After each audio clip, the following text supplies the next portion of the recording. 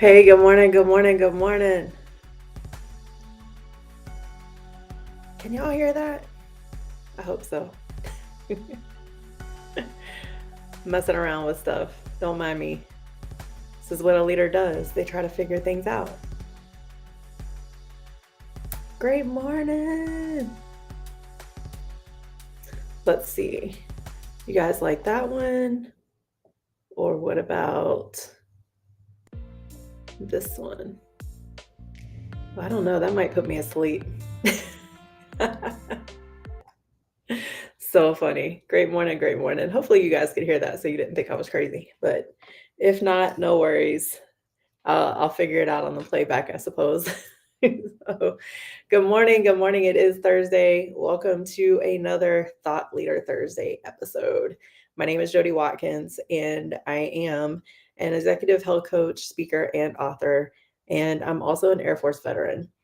As I was in the military, I learned a lot about leadership through having good leaders and not so great leaders. Okay.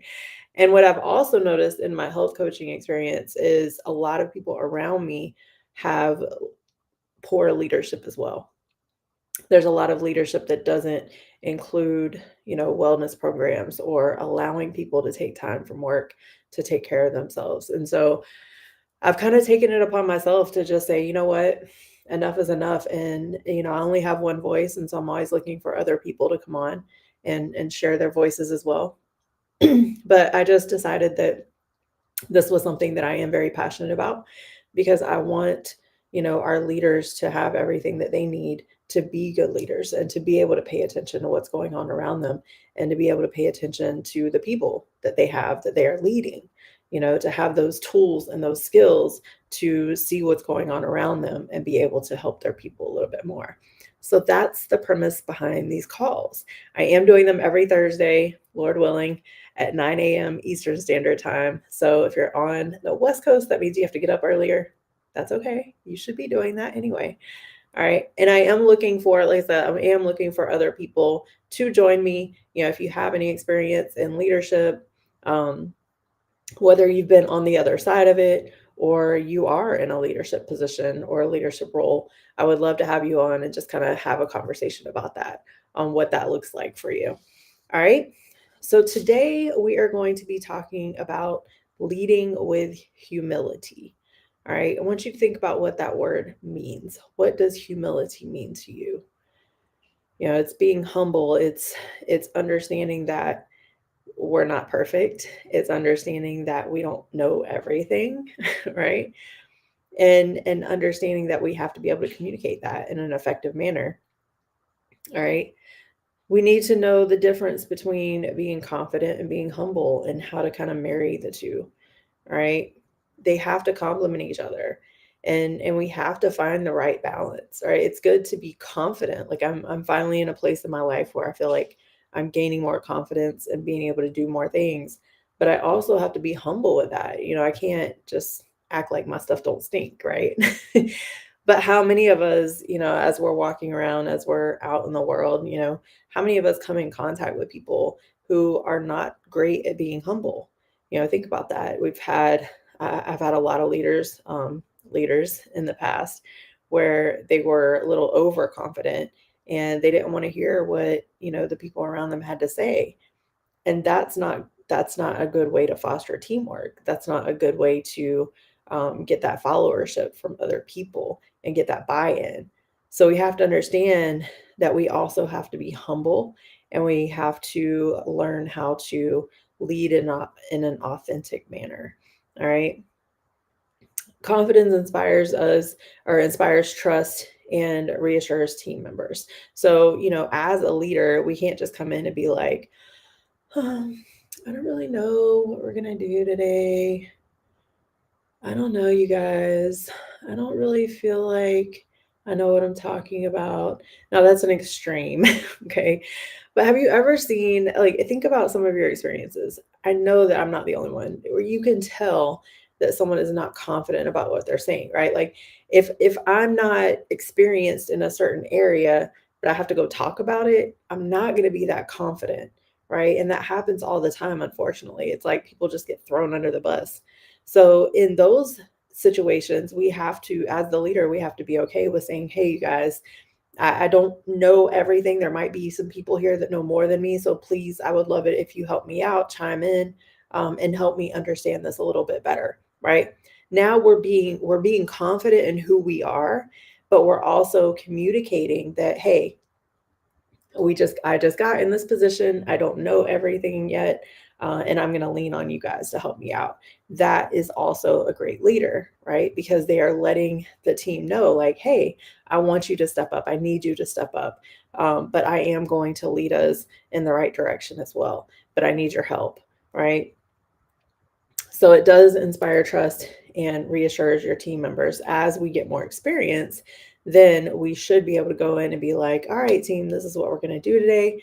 This is what we have going on. This is what we're going to break it down. I know you operate in these gifts, you operate in these gifts. I'm going to have you do X, Y, and Z, you do A, B, and C, right? That's confidence. All right.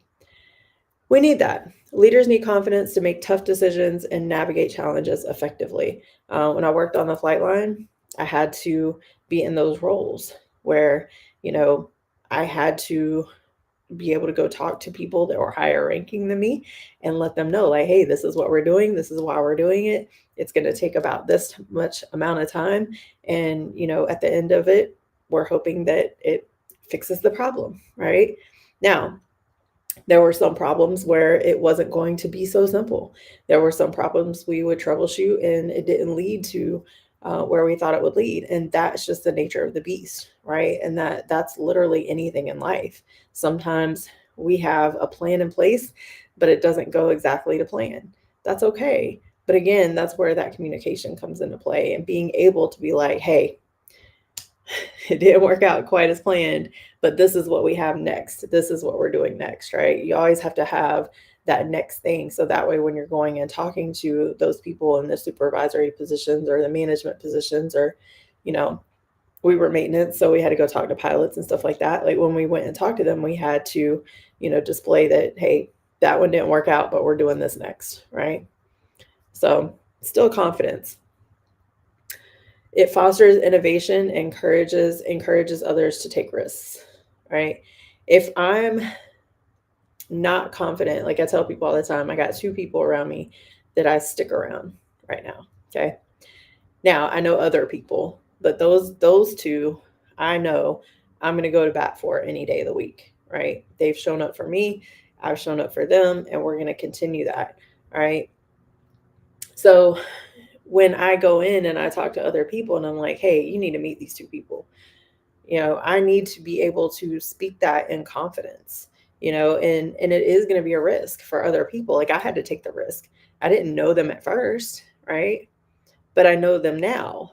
So now I'm just asking for other people like, hey, if I lead you to that person, take the risk, because I promise you it's going to lead you to something really great. And I know that from personal experience, right? That's confidence. That's like, hey, I know this can help you. You might not know it, but I do, right? That's confidence, and that's okay. The problem is when we're overconfident, all right? So here's some pitfalls of overconfidence. It can lead to arrogance and tunnel vision. You're only seeing one thing. How many of us, and I've been around some leaders like this, they are boxed in. It's only what's right in front of them. Nothing else matters. Think about that. Is that really a great way to lead people? We have to be able to see beyond, all right? We have to be able to think bigger than just what's right in front of us. So we don't want to have that tunnel vision. We definitely don't want to be arrogant. I'm not going to walk into any room and be like, yeah, I got it all figured out. You just have to listen to me. No. Now, I might have some tools and some things that have helped me along the way, and I am experienced in certain areas. And I do have things that I can share with people that'll help them. Hey, I do know that this is going to help you towards whatever goal you're trying to achieve, because I know from personal experience and I know through the education that I received and things like that, right? Like that's not overconfident. Overconfidence and arrogance is when you're like, no, you just need to listen to me. You just need to listen to me. I've worked for people like that in the past, where it was like they couldn't explain to you why. They couldn't They couldn't tell you, like, the thought process behind it, anything, right? And they hadn't established that trust. So, if it's somebody I trust, I might just listen. I might not ask any questions. But if it's somebody I don't trust, you gotta build that trust, right? So if you're arrogant, I'm not gonna trust you. So now I need to know. I have questions now. I need to know why, right? The role of humility. Humility promotes openness, empathy, which is a big one, and willingness to learn. Think about that. I had a conversation yesterday with a woman, and I was saying, when I was in those positions at work, I didn't even realize that I would be the go to person that people would come and talk to. I was like a safe place for them, and that's pretty cool, right? But it's because I showed compassion. It's because I had empathy. It's because I was open to listening, right? And I also am always willing to learn. I always say I'm a student of life or a student for life, right? I'm always wanting to learn more. And so we have to have those things, right? Humble leaders are approachable and value the contributions of others. Even in my clients, right? Like the people that I work with, I listen to them. What do you need, right? What's going on in your life today? Because if I don't listen to them, then I'm not going to be able to really help them. And I don't know everything. So sometimes I have people around me who know more in different areas than I do, and I need to be able to be open to listening to them. Coaches have to be coachable, leaders have to be leadable. Leaders have to be followers as well. Okay? So that's something to think about. Humble leaders, humility leaders allows leaders to acknowledge their limitations and seek help when needed. All right. Kind of fumbled through that, but as a leader, you can fumble through things too, right? You got to know, like, hey, I'm not perfect. All right. Humility allows leaders to acknowledge their limitations. All right.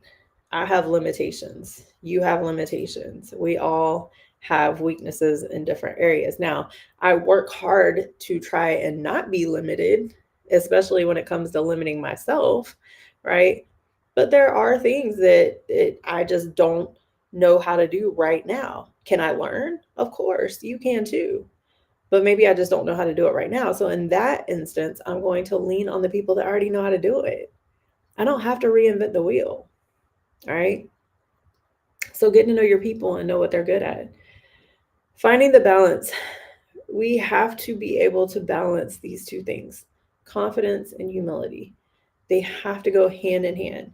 But they have to also sit like this, right? We can't be one side confidence and way down here on humility, or too humble, letting people run over us and not confident at all, right? So we have to find that happy medium. It's got to be married, right?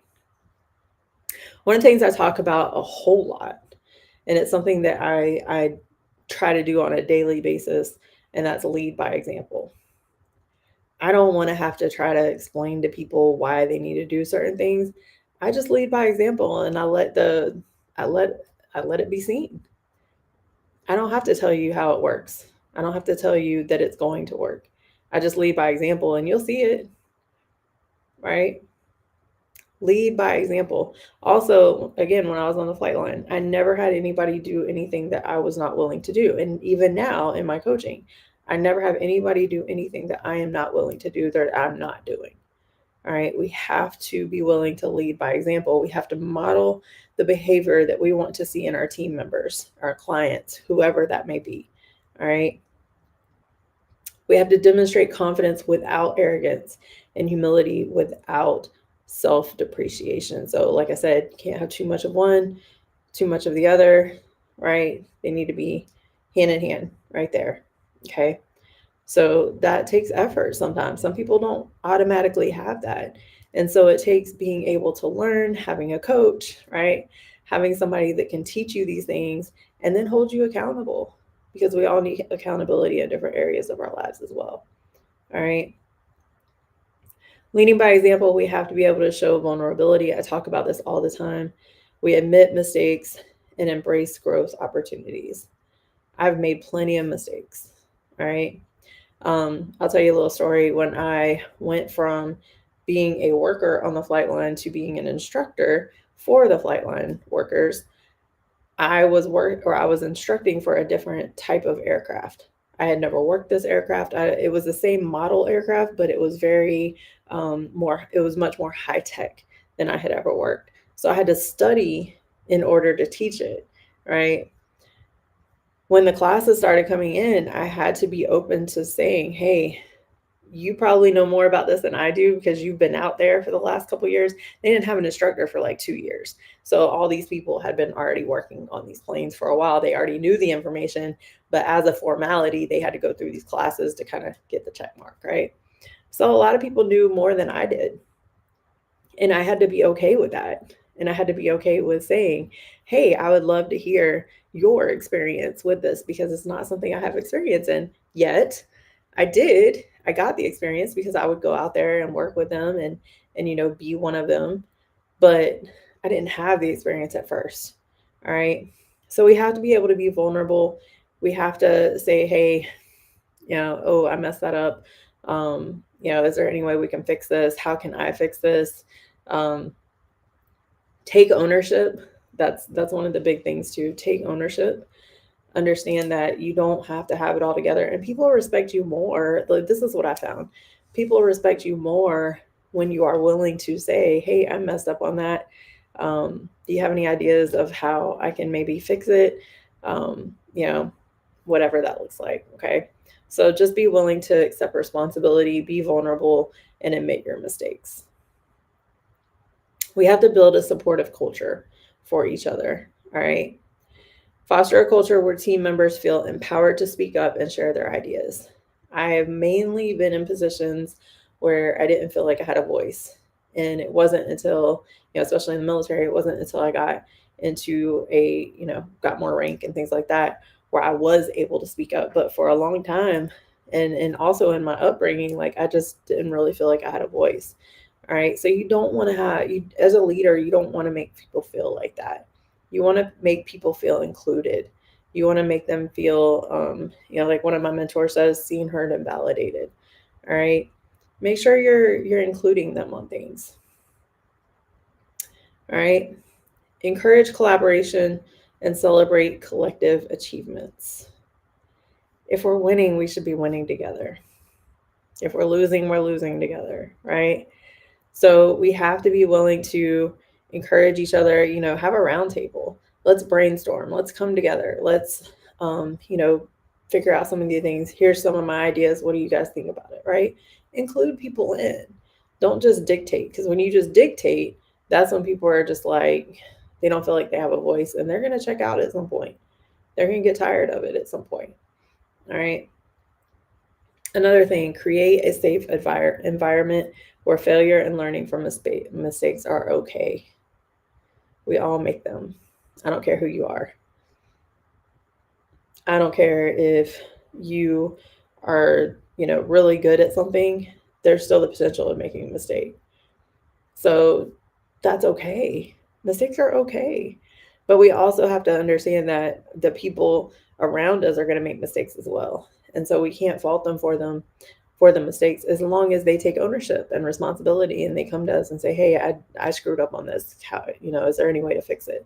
Well, you've already been doing that too. So they know that they can come to you and they can say that. And then you guys work together and fix it. All right. Continuous growth and development. Leadership is a journey of continuous growth and development. Don't get stagnant. Do not get stagnant. Don't get comfortable. All right. Because chances are, if you do, somebody better is going to take your place. All right. Don't get comfortable. Leaders should be encouraged to seek mentorship, coaching, and professional development opportunities. Why do you think I'm more into executive health coaching right now? Because I want to work with these types of people. I want to work with leaders. I know that if I can help the leaders, then they can help a lot more people. So I'm only one person. So that's how I kind of hit more people. If I can teach this one person, they can teach 10 more. right? And it kind of filters down from there. So it is a continuous growth or continuous journey of growth and development. We should be seeking mentorship, coaching. None of us are too good for that. I have coaches. We are never too good to have a coach, or a mentor, or both, right? So if we ever get to that point where we are just like, oh, I don't need a coach, I don't need a mentor, that's a problem. Okay. That's not what a leader is.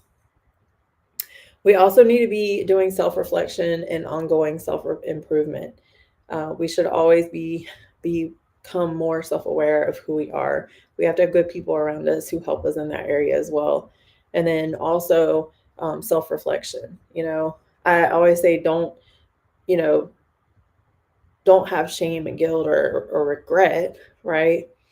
But we do have to reflect and be like, what could I have done better today? So at night, I try to do that. It's not always 100% because sometimes we have later nights where daughter's got sports and things like that. But for the most part, I try to take 10 or 15 minutes and kind of self reflect. I have a planner that I use. It's Brendan Bouchard's high performance planner. And on the right hand side, it actually has an evening journal where you do the self reflection. So it forces you to do that. All right. So I do encourage people to have that ongoing self reflection. All right. So that's pretty much all I have for today when it comes to being a humble servant, being a humble leader. Because as a leader, we are serving the people, so we are humble servants as well. All right. Usually, this is where I would open it up for questions and answers and things like that. So as I'm gonna keep doing these, I know they're gonna help somebody, so I'm gonna keep doing this. Um, but like I said, I have shared some personal experience already, so I'm not going to go too much further into that. But I would love to encourage you to start sharing your personal experiences as well. Like I said, if you ever want to attend or come on one of these calls, I would love to have you. As much as I love to talk, sometimes I like hearing other people talk. So I would love to have your experiences. And also because, my experiences might help people here and there, but when we have more voices and different experiences, we're actually able to help more people. So I would love to have people come on, share their experiences, what's worked, what hasn't worked, things like that. So if you're interested in that, please let me know. Other than that, I hope you have an amazing rest of your day. Thank you for watching this. If you watch this later on, thank you for watching. Definitely reach out if you want to be a part of this. I do plan on keeping these going 9 a.m. every Thursday. So if you would like to be a part of it, I would love to have you. Have a great day.